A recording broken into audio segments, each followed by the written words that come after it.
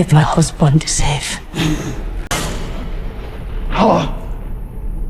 We are just halfway through 2026 and this year has already been a treat for us horror fans. I have already been in the theaters with popcorn buckets in hand for bangers like Hokum, Obsession, Exit 8, Backrooms, and a bunch of other amazing horror flicks. But Eggers just proved that somehow the real horror probably hasn't even begun yet, because Werewolf's trailer just dropped and it looks so suffocatingly dark and filled with despair that I might just have to rearrange the last of my best horror watches for 2026. So today I'm breaking down 15 specific things about Werewolf that the trailer hints at but never actually explains, and that might have slipped right from the corner of your eye. Get your silver and let's dive into why this might be the werewolf movie of the decade.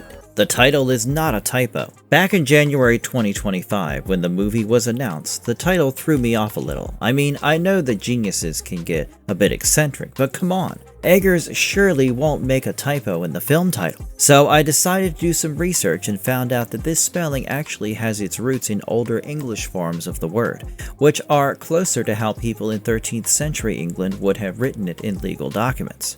Now, if you are familiar with Eggers' work, you would know that he takes language very seriously in his films and treats it as a tool to build the narrative. Think about it. The archaic dialogue in The Witch or the authentic sailor talk in The Lighthouse. Eggers always goes above and beyond to be faithful to his work.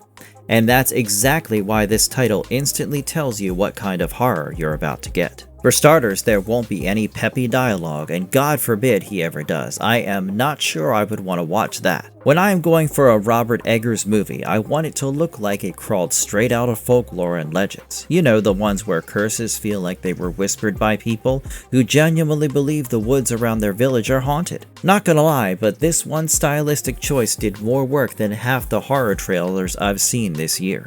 It promises a grimier experience and seems to be going closer to the roots of the werewolf myth than most mainstream movies ever bother to go. Eggers is ignoring classic werewolf cliches. Here's another part that made me grin like an idiot. Eggers isn't just making another guy gets bitten, guy turns into monster, silver bullet saves the day kind of werewolf story.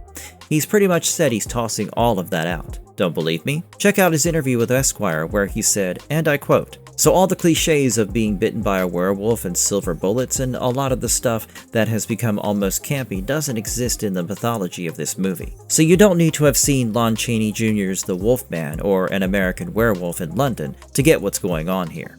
I feel that is a fantastic decision, because this single creative choice completely changes how you read the trailer, don't you think?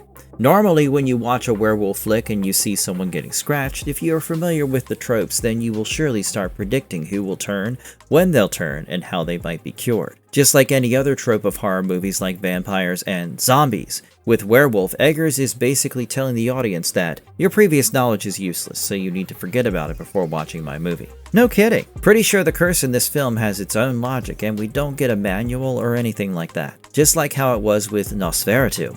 This gives us a feeling much closer to actual folklore, where stories contradict each other and nobody really knows how the monster works, they just know it kills people. As a horror nerd, that excites me more than showing off the creature itself, because it's suggesting that the film can genuinely surprise us instead of milking cheap, worn-out tropes. Now, when you rewatch the trailer, keep this in mind and you will realize that suddenly the small things are not that small anymore. Every close-up or scream and even the faded symbol in the background could be part of the larger curse rules. And you know what's the best part? We're not being spoon-fed the answers, and as a relatively educated horror buff, it can make you think all over again. Like this video if you agree. Aaron Taylor Johnson's character doesn't even get a name. Another thing that quietly sets the tone, which I really love, is how Eggers talks about Aaron Taylor Johnson's character. In interviews around the trailer, he says, "Werewolf follows a 13th century farmer who transforms into a werewolf. Nobody has a name in the movie, aside from a dog," Eggers said, laughing. He continues, "It's a story about a man who is cursed and is trying to find salvation through love. He's a character who is haunted and in great pain." That's quite remarkable since these days, especially if you look at the big studios, they love to build their protagonists up, right? They try to make them feel like the chosen one, or at least give them a neatly defined identity and backstory. Eggers seems to be deliberately refusing that here. I think, by leaving him nameless, the character becomes more like something from an old cautionary tale. You know, something along the lines of, there once was a man in a village who angered something he shouldn't have. Hehe, I love these. For me, that lack of a name actually makes him easier to relate to. He's just a poor bastard in the wrong place at the worst possible time. I feel what Eggers wanted was that when you watch the main character scream in the barn or wander through those muddy fields in the trailer, you see yourself in him, or that unfortunate cousin of yours. Anyway, it also feels Eggers' obsession with stripping things back. If you have seen The Witch, you would remember that the family wasn't important because of who they were in some grand historical sense. Rather, they were important because they were just normal people getting crushed by something supernatural. Werewolf feels like it's leaning into the same energy. What do you think? Let us know in the comments. This curse is growing out of real history. I have always liked how Robert Eggers handles history in his movies. He doesn't just use generic medieval tropes like random castles, peasants, and horse shit. Werewolf seems to follow that exact same pattern of not following those, because it is set in 13th century England, right after King Egbert I ordered all the wolves to be killed to protect the wool trade. This part is no fiction. This was a real historical move to save the economy. The logic was that if you kill the predators eating the sheep, you save the money.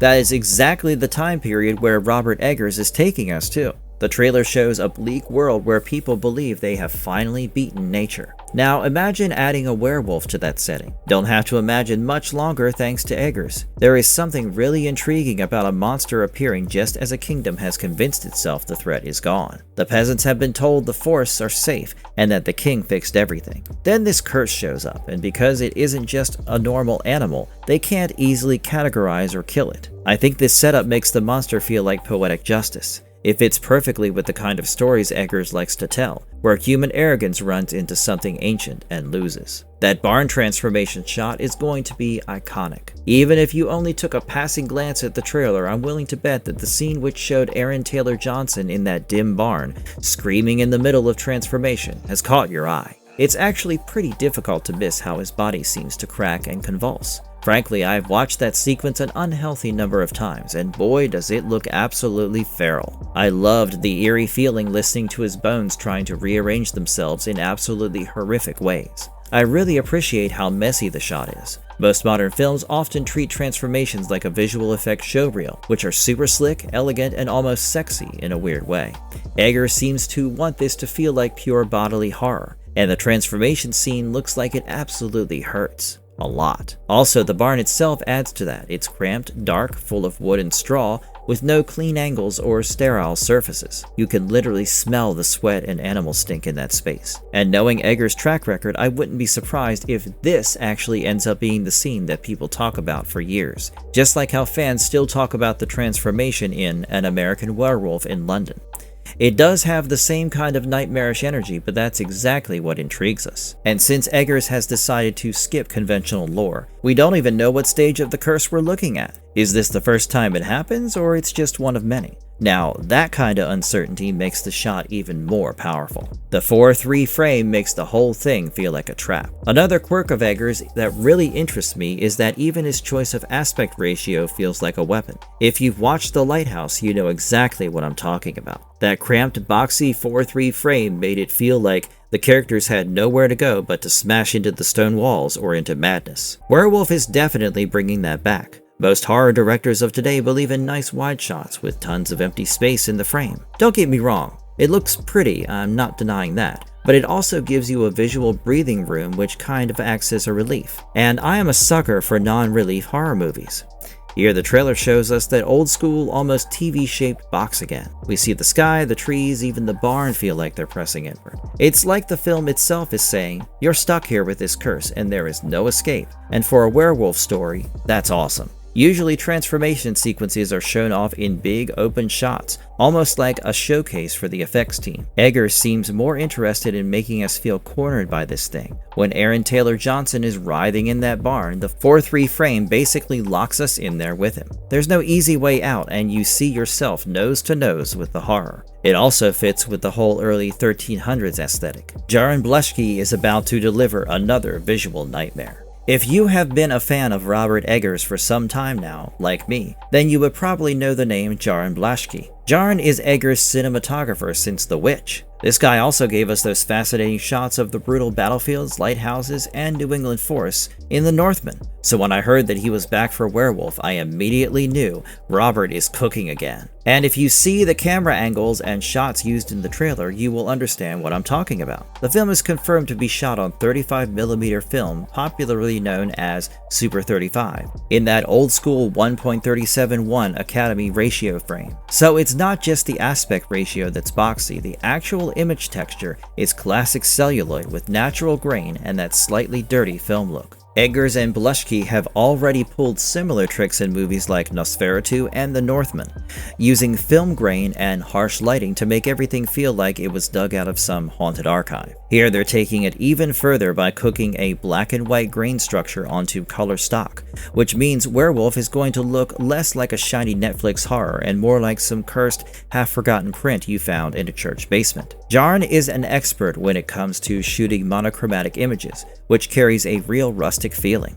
He is one of the rare cinematographers who can even make inanimate objects like trees, fog, and shadows seem alive and breathing. Another great thing that happens when Eggers and Jarn teams up is that everything feels genuinely lived in. Look closely and you will see that the clothes look like they have been worn for ages. Even the mud looks like it's been sunk into by generations of desperate farmers. So if the trailer is any indication, Werewolf is going to be visually oppressive in the best possible way. I am talking about the kind of cinematography that makes you feel like you need a shower afterwards, but you still can't look away. Willem Dafoe is back to haunt us. Well, I'm not sure about you, but the moment I see Willem Dafoe's name pops up in an Eggers project, I know for a fact that we're getting something special. Thanks to Lighthouse and Nosferatu, we have already witnessed what these two can do together. Personally, Dafoe's performance in The Lighthouse felt like a horror subgenre in itself. And now that we have him in Werewolf, I can't help but think that we would be dealing with more than just a monster tearing up villagers.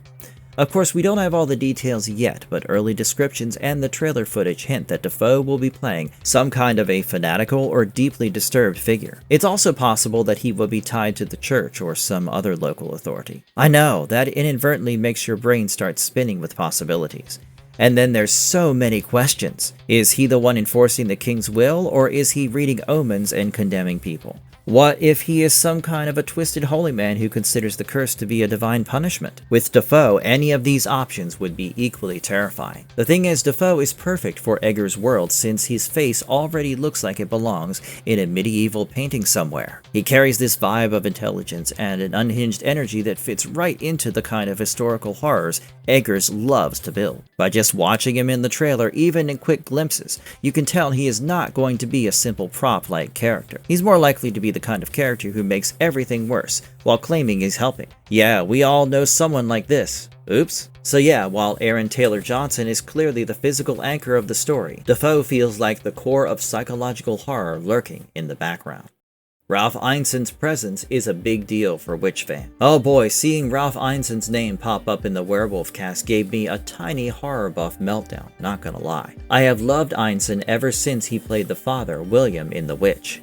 His voice basically became the sound of dread in that movie, and I feel Eggers is bringing him back to folk horror to give a deliberate nod to fans who've been obsessing over his performance ever since. There's something about Ineson's whole vibe. I mean, I can't quite point my finger at it, but that deep, rough voice and those tired eyes, it just fits perfectly in doomed rural settings. Whatever role he ends up playing in Werewolf, you just know that he will not be making things cozy. He's either going to be someone witnessing the horror or will be directly tangled up in it. For me, his casting also signals continuity in Eggers' unofficial folk horror universe. Even though these movies aren't connected story-wise or declared as a canonical world, the same faces coming back in different ill-fated situations is just too much coincidence. So while general audiences might not pay that much attention to his name on the poster, I am sure Eggers fans absolutely will. The trailer shows the creature only in glimpses, and that's on purpose. There's another thing that stood out to me when I watched the trailer a couple of times. It seems that Eggers and his marketing team have carefully avoided giving us a full, clean look at the werewolf. Sure, we get shapes, movement, and maybe even flashes of fur or shadows, but it doesn't show the whole monster in any broad daylight shot. For a lot of directors, that would be seen as holding back, but not for Eggers, because it's basically his default setting. I am gonna go back to the witch once again. Remember how we barely saw the witch herself, yet she felt present in every frame? Of course, Werewolf would be following that same path. The evil ambiance is everywhere in the trailer. For example, it is in Aaron's screams, in the torn flesh, and even in the very portrayal of the ravaged landscapes. But the actual creature? It's like a rumor you never fully catch. Yeah dude, Eggers messes with our brains and we love that. And as someone who's been burned by too many horror movies that show the monster too early or too often, that too with bad CGI, this feels like a huge relief. It assures that Eggers is trusting atmosphere, performance, and sound more than just raw visual spectacle. And honestly, that's how werewolves should work, you know? The idea of something huge and hungry moving through the dark is always scarier than actually catching a static, high-resolution close-up. Eggers has already made it clear that the rules are different, so the look will be different too, and it's smart not to let us witness it yet. You want audiences going into the cinema still unsure about what this thing actually is, not somewhere having an idea about it. It's this gray zone that seems to be Eggers' sweet spot. The screenplay has Sion's mythic fingerprints all over it. Now among all the things listed in this video, this one is the most exciting for me. Eggers is not writing the screenplay by himself. This time he is teaming up with Sion, the Icelandic novelist and poet with whom he teamed up for The Northman in 2022. So when I heard Sion was back for Werewolf, my doubts turned into certainty that this won't be just another werewolf movie. This one is going to be soaked in symbolic stuff like dreams, visions, curses, you know the drill. Sion's writing never feels like textbook mythology. It's muddy, violent, and weirdly poetic. Even a simple line of dialogue can sound like it's been lifted from some lost medieval poem about sin and punishment. That means instead of the usual guy struggles with his inner beast type of narrative, we are probably or surely going to get something that treats the werewolf curse almost like an old poem or epic. Let's see, what do we have so far? Nameless father? Check. A brutal England landscape? Double check. And then of course, Sion's language wraps it all in a sense of doom. It's the sort of collaboration that makes me expect moments in the movie where you forget you're watching horror and feel like you're listening to someone recite a myth that never should have been told out loud. So yeah, when you see that little credit about the screenplay being co-written by Sion, that's not a minor trivia point. That's basically a warning label for how strange and heavy this movie's storytelling is going to be. The world looks muddy, rotten, and horribly lived in. One recurring thing with Eggers is that his movies never look really clean, if you know what I mean. And I absolutely mean that as a compliment, don't get me wrong. The Werewolf trailer leans into that even harder. Everything looks like it's been left out in the rain for a decade. The ground is soaked in mud, the clothes look threadbare, the houses feel like they're one storm away from collapsing. There's not a single frame that gives you that polished, studio backlot feeling. And I absolutely love this because it makes the horror feel like it's happening in a real place, not some squeaky clean fantasy set. It's the same thing I loved Nosferatu for. And if you've heard about the film Eggers made his cast watch before shooting, the Russian epic called Hard to Be a God, it makes perfect sense. That movie is basically 3 hours of medieval filth and nihilism, where the camera never lets you escape the mud, blood, and human misery. So when I look at Werewolf's trailer and see everyone caked in dirt and despair, I can understand where the influence is coming from. When you see Aaron Taylor Johnson trudging through the muck or clutching at his own body, you can practically feel the damp and the exhaustion. Dropping a supernatural beast into this world, which is so visually miserable, should have a greater impact on the human psyche, which means the fear gets doubled up. You can already feel the villagers' despair since getting eaten alive is definitely one of their fears, with one being the key word. No place to fall back to, probably tips higher than that. For me, the phrase that sums up the trailer's look is made by Eggers himself. Speaking about the setting, he described it as a really brutal, unforgiving, merciless, grotesque world. More than ever, it's mud and blood and dung and rain and pain and suffering. Eggers wants you to feel like the land itself has been worn down by centuries of suffering. So when the curse hits, it doesn't feel like an isolated incident. It feels like the natural next step in a world that has been heading toward doom for a long, long time. If that's not creepy, I don't know what is. Devotion, damnation, and the devil within tells you this isn't just about a monster. For those who have only seen the trailer and don't know anything about the film, you should know that although an official synopsis is yet to come out, the tagline of this film is, "Werewolf is a harrowing tale of devotion, damnation, and the devil within." Pretty intense, right? For me, those words immediately tell you again that Eggers isn't just interested in the physical side of the curse. He wants to tear apart this man's soul as much as his body. Devotion hints at relationships like faith, love, or loyalty. Pretty sure someone or something this farmer cares about is going to be right at the center of the horror. In fact, the trailer literally stamps the words "Child of God" over young Aaron Taylor Johnson. In fact, those are the very first words in the trailer. You can also see these eerie cultish moments where faith and corruption intertwine. There are quick flashes that almost look like children being indoctrinated into something they don't fully understand, which makes the whole religious angle feel way more dangerous than it should be. Damnation obviously screams religious and moral consequences, and then the devil within goes beyond the usual inner demon metaphor. In a 13th century setting, people wouldn't see this as mental health or biology. They'd see it as literal evil living inside a man. That changes how everyone treats him. Put all that together and suddenly the trailer's screaming farmer and bleak landscapes make more sense. As someone who digs horror that leans into guilt and shame, that wording is honestly one of the most exciting parts of this whole rollout.